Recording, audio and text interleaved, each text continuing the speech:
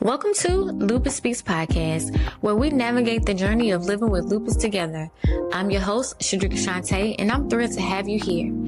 And I can't wait to share new stories and insights with you. So grab your favorite drink, get cozy, and let's dive in. Hi guys, welcome back to Lupus Speaks Podcast. I'm your host, Shedrica Shant'e, where we empower lupus warriors to succeed in both business and health. And today we have an amazing woman that's been in the lupus community, and I want to join Jodie Young to the show. Hello. It's so nice to chat with you formally. Yes, ma'am. Yes, ma'am. I'm so excited to have a chat with you today. Can you tell us about your journey and how lupus has shaped you over the past 30 years? Yes. 2 weeks ago, I celebrated, honored, I don't know what's really the right word, my 30 year of diagnosis. But of course, that's not where the journey started. 30 years ago, it wasn't the day of diagnosis that everything started. I had symptoms for approximately 8 years before that. So started around when I was 4, in and out of different symptoms, but of course they were always kind of poo-pooed away or explained away. What we now know is probably arthritis. Well, they thought was just growing pains in my back or in other joints and whatnot. Or I was a full-time dancer when I was younger. And so again, the joint pains, we thought, well, maybe I just overdid it in the class and hadn't realized it, or, this, that, or the other. The extra fatigue, well, maybe I'm just doing too many things. All of that. Finally, when I was 12, I had kind of everything at once. And so that really helped to kind of steer a line towards the diagnosis. I'd actually run all the lupus blood work through Sick Kids in Toronto when I was 8, but nothing came back conclusive at the time. And so they couldn't diagnose me just based on the few symptoms I was having at the time. But everything resurfaced really with a vengeance when I was 12, and I had everything at once, which made it a little bit easier for them to put the puzzle together. And the blood work came back positive at that time too. So as I was 12, heading into 13 is when I was finally diagnosed. So that was my worst flare. I'm very extremely fortunate. That is, even in all these 30 years, that was my worst flare. Okay. But at the time, I had the butterfly rash. I had arthritis the worst was in my hands, but in other joints. So it was a little embarrassing being in grade 8 and not being able to tie my own shoes or hold a pencil or, that type of thing. Yeah. My hands were, the arthritis hands stuck in one position. Extreme fatigue. I had hair loss. Ironically, the hair loss started right when we switched shampoos at home. So again, you just kind of get it away. The rash started a couple weeks after I started a new face cream. So you explained it away at first, but then eventually everything was there at one time. And so you couldn't ignore it anymore. Sores in the nose and mouth. But again, whole family is very prone to like mouth ulcers. So we just thought, oh, well, I'm unlucky. I just have the same, family gene as my mom and my grandmother and my aunt, that we all get these mouth ulcers. But everything was at once. Extreme weight loss. And what else am I forgetting? The big one was the pleurisy. So the inflammation of the lining of the lung. So you have like your lung and you have your ribs, and then there's this in between part, but the lining of it. And I had pleurisy, which was inflammation of that. So basically every breath was excruciating. I don't pain as bad as that since then. Of course, so lying on any pressure on it hurt. So lying down hurt. Deep breaths hurt. I learned to breathe really shallow to not expand my full lungs, because that made the pain worse. And to this day, I'm trying to undo some of that physiology, some of that brain-body connection that I learned at that time to cope with the pain. And now having to unlearn some of that to actually learn how to breathe with my full lungs, because now that's caused other issues with neck and upper back stiffness and other ongoing respiratory issues. So 30 years later, right? So there's all these things that just you don't think about at the time. But yes, the lung pain was the worst when I was first diagnosed. Couldn't sleep. People are trying to make you laugh to make you feel better, but that's just even worse than breathing, let alone like if you have to cough or you sneeze or anything like that. So I was fortunate, all through those years that I was having symptoms, my parents very much knew something was wrong, and we kept trying to go to different professionals to try to get answers. And like I said, nothing ever came back conclusive until it was finally diagnosed at that time. Yeah. So I have a couple of questions. One of the question is, the things that you were talking about when it comes to your lungs, like I never even looked into that because I remember having that type of pain too, where I would just breathe very shallow. And it happened mostly when I was when I was pregnant. It was like, so I just assumed and associated that with the same thing. But the way you're describing it, I'm like, maybe I need to look into that because I used to have that before I was pregnant. Just randomly would just have that pain. Yeah. And I never knew what that was. So Yeah. I never heard anybody else explain that or say that that was like a lung thing. I never knew that. Yeah, it's like a very bad pneumonia, but without the cough and really sharp lung pain. Again, worst pain I've ever felt. And, that's speaking through, I've had 2 children. Yeah. But the scar tissue from it, like I said, at the time I learned to breathe shallow. And if you have months upon months where you're breathing shallow because it hurts to breathe or cough or whatever, your body, thankfully, ironically, adapts to that. And flash forward to in my 20s, I'm diagnosed with asthma. And suddenly we're putting some pieces together on why I so frequently get really bad lung infections, right? Like it seems like every cold or every sniffle turns into a really bad lung infection. And it's partially related to all the scar tissue from when I was 12 and 13, that my lungs literally don't expand and contract normally. And it's really fascinating because I don't necessarily notice it day to day. I notice it when I'm coming down with a cold or a virus, for sure. I now take puffers regularly, and that certainly has made a difference. So looking at angles from different treating professionals, but anytime a doctor, doctor, nurse, resident, whoever is having me breathe and they're listening with the stethoscope, they're always like, this spot right here in your lower right lung doesn't expand and contract. It sticks a little more than anywhere else. And I was like, yeah. So they can hear it still. So I know I've got some long, basically permanent scar tissue around my lungs. Thankfully, it doesn't affect too much my day to day, but it does impact on how I manage, other things I'm super careful with. Yeah, because I was gonna ask you, being diagnosed or pretty much living your entire life with this disease, how you manage to reduce your symptoms, as you say, you really have been fortunate enough to not have a lot of pain or big flares. Is it your diet? Is it the way you eat? Is it you? How do you manage to keep that going for so long? Like I have had a couple other mini flares, and I call them mini flares because I think working with my doctor, as soon as I kind of noticed something's a little off, I mentioned it to them and we said, okay, like we're going to tackle it right away.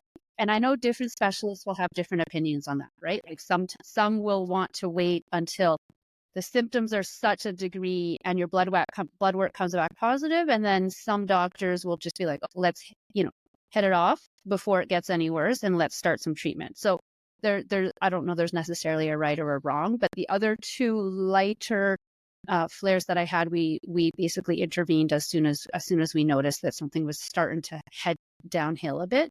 We didn't wait for all the symptoms to come back or other symptoms to appear. I don't know. Certainly we know that you can do everything right and you can still end up in a flares. Right. I'm very fortunate that I have not had that come down my pipeline. But at the same time, I work very hard, basically, for better or for worse, I worked very hard at building a life that is kind of around my illness. And I'm actually very fortunate for that. Like, I'm very grateful for that. I'm certainly feel like my attitude towards being diagnosed with lupus and the impact on my life would have been very different if I had been diagnosed 3 years ago, where I'm already into my career. I already have 2 kids. I'm already married. And then wham, I end up in hospital with these bad symptoms. And all of a sudden I have this new diagnosis that I have to somehow fit into my existing life. Whereas I had the opposite. Not to say it was always easy growing up with lupus, but it gave me an opportunity where I didn't know any different, right? So I had to kind of learn to navigate that very early on and learn my limits very early on. I'm not perfect at it. I still push my limits sometimes. Right. Sometimes it's like no other choice. Out of necessity. Yeah. Life around me happens, right? And other people need me. And there's only so much I can do to maintain boundaries with little people. But it did give me a different lens. So I had to adapt very early at getting very good to life is never permanent. Things are always changing and just going with the flow of that. But at the same time, I had to get very comfortable very early of talking about, talking with my teachers and my professors about it. I had to get comfortable very early, explaining to my friends that I said I'd come out tonight, but I can't because now today's the day, or, whatever the case may be. Yeah. And just accepting that people are going to have different reactions to that. All I can do is not be selfish about it, but I have to take care of myself. I have to do my self-care, right? And fortunately, sometimes that means ignoring the response or the kickback from others. I think it also made a difference that my earlier years were it's different in terms of my earlier years were pre-social media, right? Yeah. It's different now too, right? These factors. So yeah. I feel like I can relate to that a little bit because I was diagnosed at 20. So it was before I had kids, before social media was like a big thing.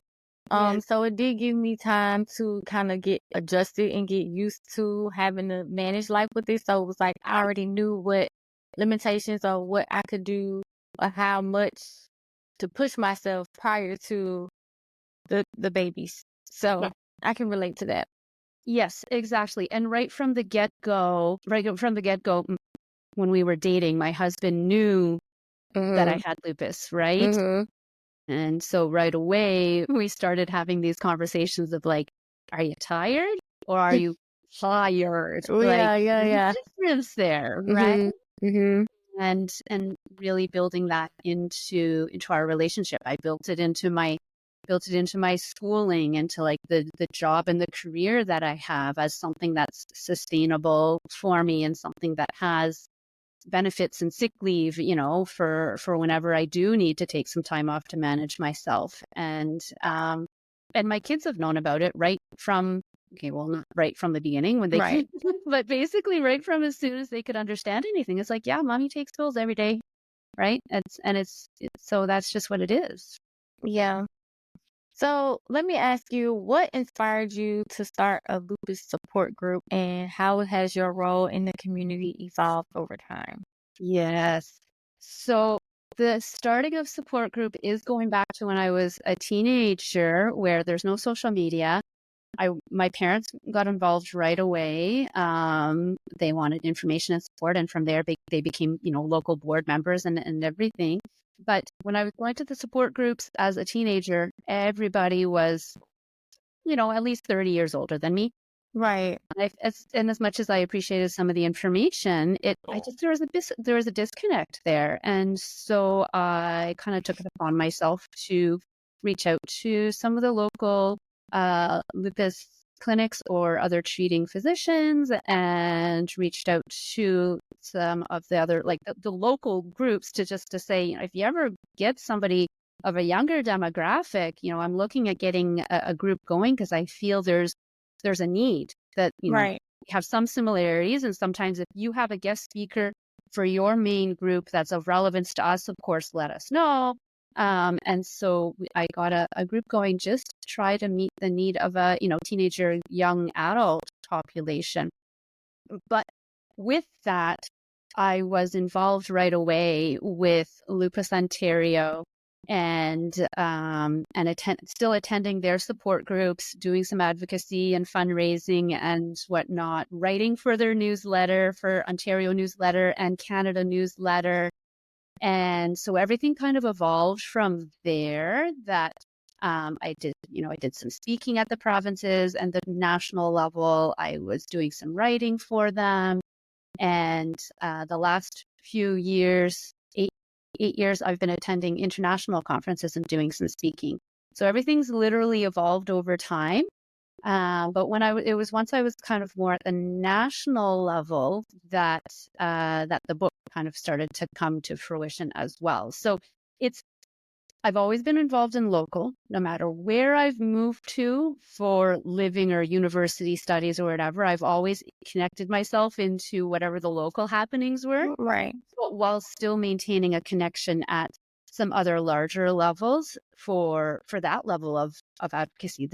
Because there's different things that happen at different levels. The local's great because you can get to know who's in your city. The province is great because you can get to have a bit of a hand of understanding what's happening at that kind of level. But the national level, there's a lot of national healthcare advocacy that's happening. And then that's where that larger lens is nice to have as well. So it all feeds into itself. Yeah. So it seems like you know a lot about advocacy and the importance of community and support. What challenges have you faced in balancing work, family, and health? And what strategies have helped you maintain that balance? Because I know that's an area that I struggle in myself. Yeah, I think it's constantly reevaluating your, the to-do list, the priorities, whatever it is. But also it's a lot of self-talk on what's important and why. And I have a hard time of not taking on too much and being gentle with myself. It's okay to say no sometimes. And it's not selfish to put myself first. I tell my patients that all the time, and I tell my friends and family that all the time, but we don't always follow our own advice. Mm-hmm. So for me, it's been a lot where there's kind of the internal dialogue that's very important, but then there's also the things that I do for prioritizing. So even in university, in my agenda, I remember my friends at first, there was one time they stole my agenda and they were just kind of looking over things, being like, what do you mean you don't have time? You have a nap scheduled in right here. And I was like, yeah, because if I don't schedule my nap, that time gets gobbled up, right? Like I literally like Meat race. some things I just need to schedule in or else it gets up. So I do prioritize rest. I do prioritize fresh air and movement every day. I do my best for eating healthy. I don't follow any particular restrictions or diet, but it's really just, getting my fruits and vegetables and protein kind of thing and limiting my salt and my sugar. I do love a good bag of Ruffled chips on Fridays. The cheddar ones? But of course, I know I can't have that every day, right? So Right. it's not an overly restrictive, but I do notice a difference when I'm eating healthier items versus when I, slide down a slippery slope because it's a busy week and then you reach for easier things. And having that good support around you. So part of that comes with being comfortable communicating with my teachers. I need an extension on this, or with different employers of, okay, I may sometimes need some time off. And I know different workplaces have different arrangements for that. So, but, and having that support. My husband and I, right from the get-go, I'm a morning person, he's an evening person. So I'm the one that's more easily gets up in the morning with the kids. But then on Saturdays and Sundays, I get a lovely nap in the afternoon while he's up, right? Mm-hmm. So we work together on what works best for us as well. So I think what has worked for me is, it's really kind of really prioritizing what I need to do. But it's not necessarily anything, earth shattering or new, right? It's all these things we hear all the time. Fresh air, get some movement, eat well, get your rest, all the things that we hear all the time. It's just not easy to stick to all the time. And I will absolutely admit it's not easy to stick to all the time because you get so sick of it because you're trying to do all that on top of, hey, well, what was that appointment I was supposed to have this week that I scheduled because my kid had a cough, so I couldn't go. And, I need to refill this prescription. Shoot, I didn't refill it on time. What's my doctor and my pharmacist going to think? I'm not taking my meds as prescribed. Wait, now I have not just doctor's appointments, but, I have, I do other, like I do massage and physio and chiropractor, other things to manage in terms of pain and fatigue and joints and whatnot. There's constant juggling act of all of these things, and it can get very tiring and overwhelming. And that, what they like, that chronic illness fatigue of just managing everything. And it's so ironic to me that stress is such a big factor. Those of us with lupus, autoimmune conditions, chronic conditions in general, and yet by nature, we have more stress because we have more things we're trying to think about. Yeah. And it's so unfortunate. So I'm becoming a big advocate for stress and time management, but and mindfulness related to all of that, just as strategies, and encouraging people to really communicate about all of that, right? Really take into consideration everything you do to manage your condition, because I think a lot of us kind of downplay a lot of the different pieces, right? Yeah, I was going to ask you about that because you say you were almost training for stress management or something like that. I am. I'm making my way through my training. It's like a 3-year-long training, believe it or not. So it's a minimum 3 years to train to become a teacher certified in mindfulness-based stress reduction. So it's a very specific program for 8 weeks. And I already do stress management programs with my patients at work. But this, I wanted to extend my knowledge because as I dove into this more and more, it dawned on me that these are things I do naturally throughout my life. So it just fit. And when it was things I never even thought about before as being things that I do to manage, to me, it just seemed like things that were natural and that just worked for me. And so it just seemed like a good fit as I learned more about this mindfulness stuff.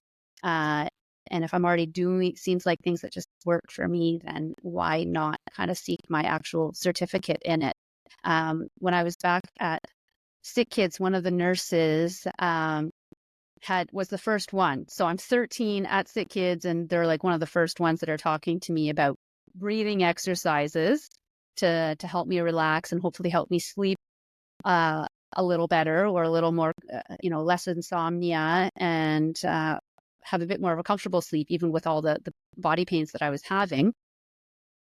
And so that's what got me into it.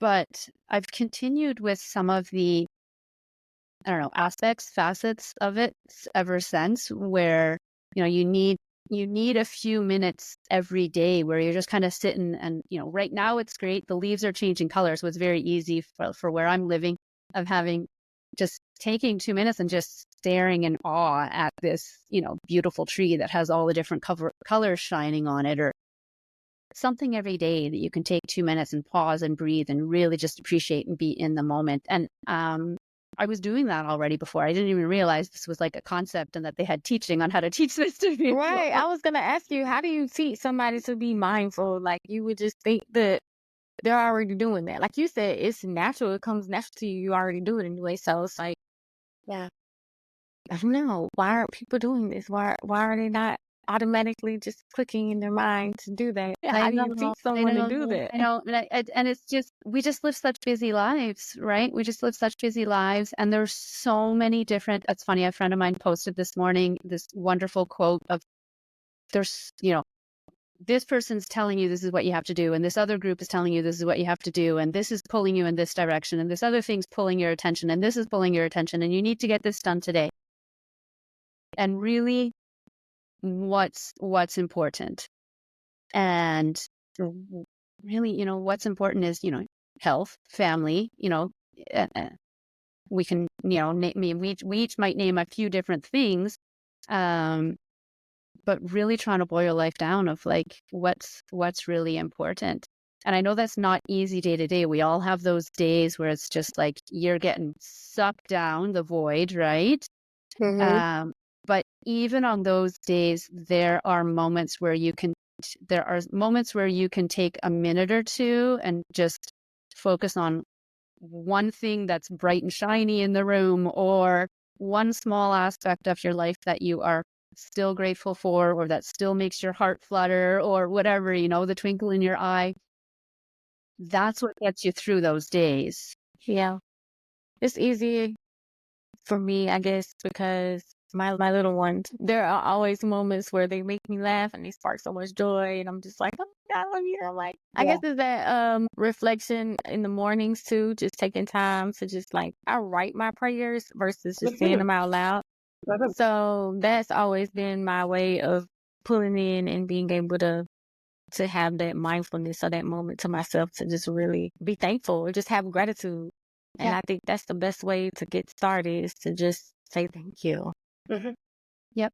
Get started or finish. I know a lot of people do a bit of a practice at the end of their day too. Mm-hmm. Yeah. Either or. Ironically, I have tried so many gratitude journals. I can't do it.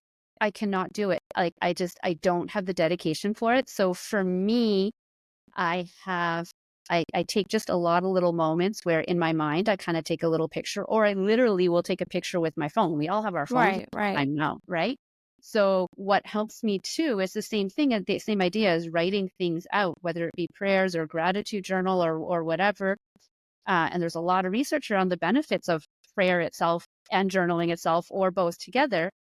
If I'm in those moments or those days where I'm just like, nothing has gone right today, and I have zero patience left, I am overtouched, I am no patient, I have nothing left in my bucket today, I can look at some pictures on my phone, and it might be pictures of my kid, but it might be the picture of, yesterday was this beautiful morning sun, and the way that it was sparkling through the trees, it was as if, I don't know, like an angel was coming through the tree, right? Like, like those kind of rays that are radiating out. And for me, that was my moment that started my day that way, right? And so it can be really small things. But I think having something to reference back to can help you on those days when you're having a hard time thinking of something or being in the moment. So it doesn't have to be revolutionary. Right. You can have your 2 minutes of thinking about something positive while you're brushing your teeth, right? Yeah. Like, let's not add stress. Let's not add something. We know that even as a spoonie, sometimes you don't want to add something.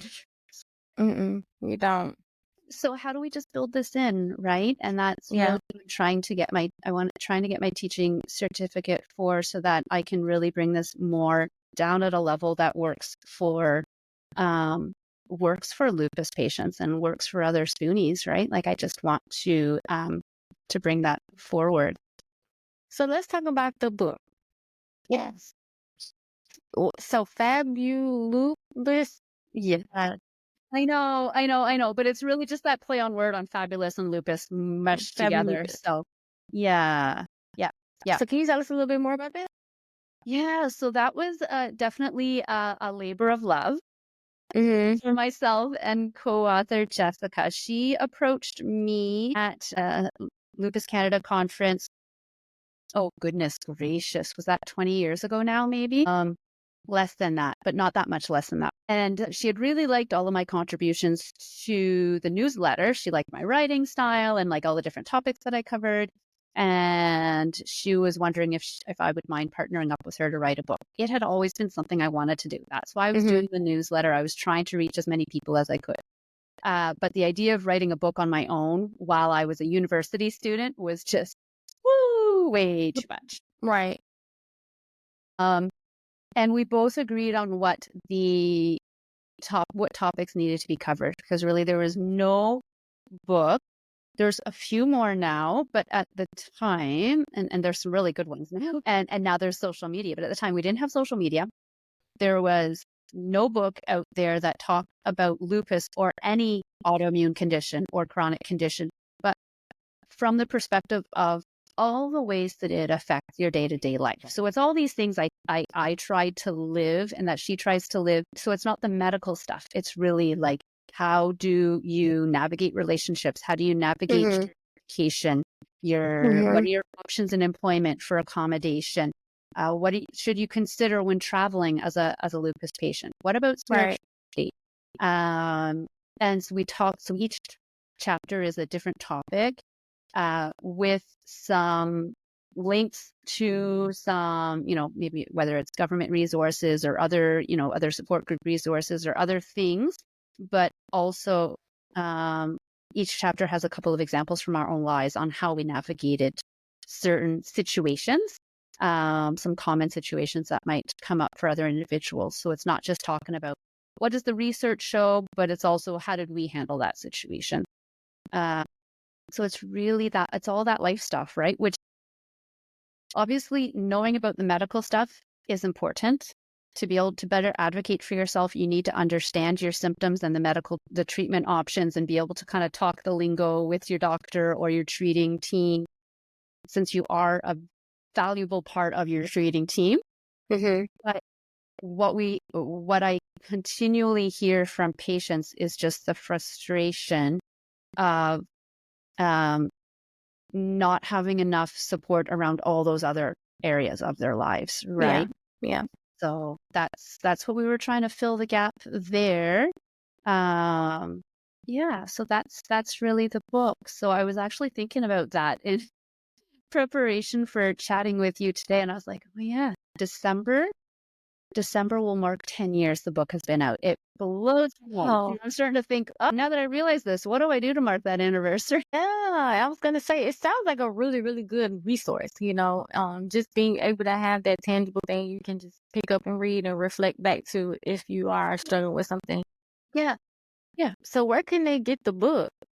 Can you just... Yeah, so it is available. It is available on Amazon. Canadians can get it through like Indigo chapters as well. And then Ottawa, there's a local bookstore that I also did so I did a book signing at Chapters and I did a book signing at a local bookstore. And so they have copies too, or they can order if they're out. That one's called Perfect Books. But yeah, we kind of tried to cover all the different bases. There's links on my social media to the different places to be getting copy of the book too. But yeah, it just I didn't realize that it kind of dawned on me. Oh my goodness, 10 years. So you gotta do something to celebrate. Oh, I know, but I'm wondering, like, do we do a giveaway or what do we do to kind of celebrate the 10 years? I'm really not too sure. And certainly, again, as a reader, there might be one chapter that the information is not relevant to you. There might be another chapter that's more relevant. But I think the bottom line, it goes back to the benefit of support groups, connecting to other lupus patients, that even if you don't necessarily learn something new, just hearing that someone else has been through something the same or similar as you, normalizing that can really reduce your stress while you're going through that, right? And so that even makes a big difference. I agree. I really agree, because I feel like prior to me really engaging on social media and just navigating lupus on my own and never really having anyone to relate to me, let alone just having a conversation about my symptoms and them not feeling bad for me. Just having like, oh girl, Kiki, yep, I do that too, and it's just different, a different context. So Yes. I understand that.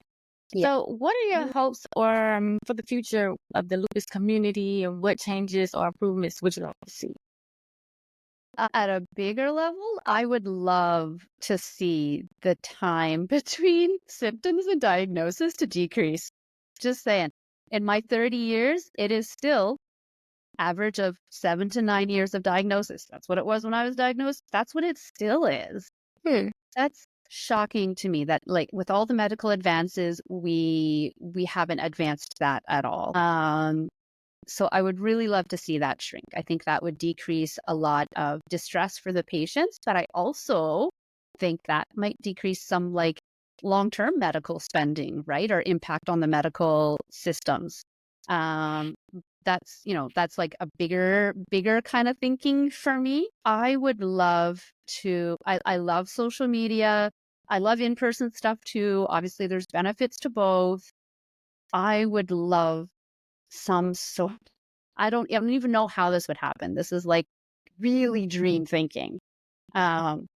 Somehow have some better connection or way of interconnecting lupus patients, because right now you can connect with your local group, but they might not be aware of all the online resources, or the online may not be aware of everything that's available local. And your local group is only the people that have reached out and asked about a local group. So what about those people that are uncertain, or like, how can we reach more people, and how can we make it more easily accessible for those that are curious but maybe too shy to reach out in person, or vice versa? How can we make this easier for connecting with people and making sure everyone knows that they're welcome to reach out, right? I get that. That's like the connector person of me, right? Like, I've always been trying to fill those gaps on how do we reach more people through all these different things that I've done. And I still do it as a social worker in my job. Yeah. But that's me. It's like, how can we make resources better accessible to everyone? And how can we make more people feel comfortable to come forward and be a part of the community?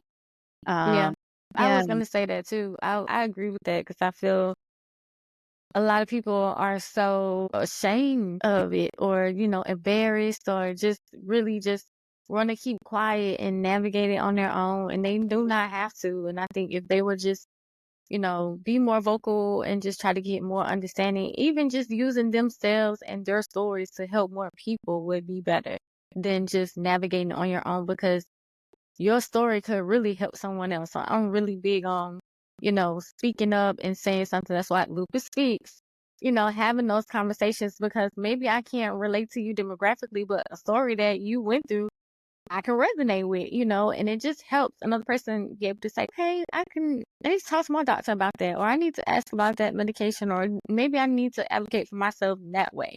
It's just helping. And I love that. No, absolutely. Sharing your story and reaching out helps you and helps others, right? It goes both ways. But there's always that struggle, whether it be for support groups or whether it be having more patients participate in research. There's always that struggle on how do we reach more people, right? So Yeah. So what final words or advice and encouragement do you have for the lupus community who are trying to balance their health or work or family and life's many responsibilities? I have many responsibilities. It depends on how you define responsibility and who puts that on you, right? But I think overall, we all do the best we can. And I think that's all we can remind ourselves, is that we all do the best we can. It's not selfish to take time to yourself. It's not always easy, but finding the right support around you, and it's all possible. It really is still all possible. But you need to take care of yourself first. And it might mean taking smaller baby steps towards your goal than maybe you would have if you weren't diagnosed with lupus, right? But it's still all possible. But be gentle with yourself. You sound like somebody who uses a planner all the time. Do you? Because I've been trying to encourage the community to use a planner or write stuff down for the longest. Like, I feel like it makes the process so much easier just taking that time to write it out. Like you say, you schedule your naps. I know. That is a resource. I just need you to co-sign for me and tell me that that's a resource that's necessary.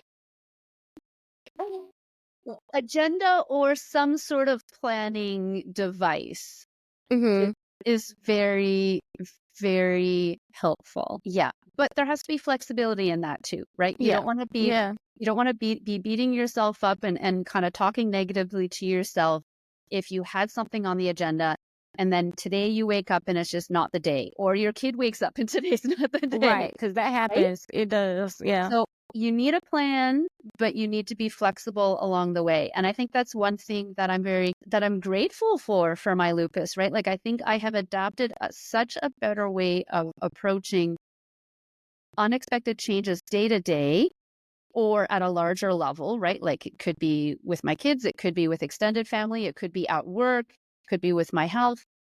I think I'm much better at kind of navigating the ebbs and flows of life because of my lupus and because of having to kind of get familiar with that and comfortable with that pretty early on. So yes, planning is good, but as long as you're not too rigid and, upset with yourself if you can't stick with that initial plan. Yeah, I get that. So, where can my listeners connect with you and continue to follow your journey? Absolutely. I would love to connect with more people for them to follow me. I'm on Facebook and on Instagram at Fabulupus. All right. Well, I hope you guys found Jodie's story as inspiring as I did. From her journey to diagnosis to her advocacy work and mindfulness practices, there's so much to take away from today's episode. So if you enjoyed it, please make sure to hit subscribe on Lupus Speaks. We've got more amazing stories and few tips coming your way. It will really help other lupus warriors find this podcast. And until next time, you guys, peace and be intentional. Thank you so much for tuning in today's episode of the Lupus Speaks Podcast. I hope you found some inspiration, encouragement, and a few loopy gems to carry with you on your journey. If you enjoyed this episode, be sure to subscribe, leave a review, and share it with other lupus warriors who might need to hear this. And remember, you don't have to walk this path alone. We're building an incredible community here, so follow me on Instagram and TikTok at Lupus Speaks, or check out lupusspeaks.org for more ways to connect and get involved. And until next time, peace and be intentional.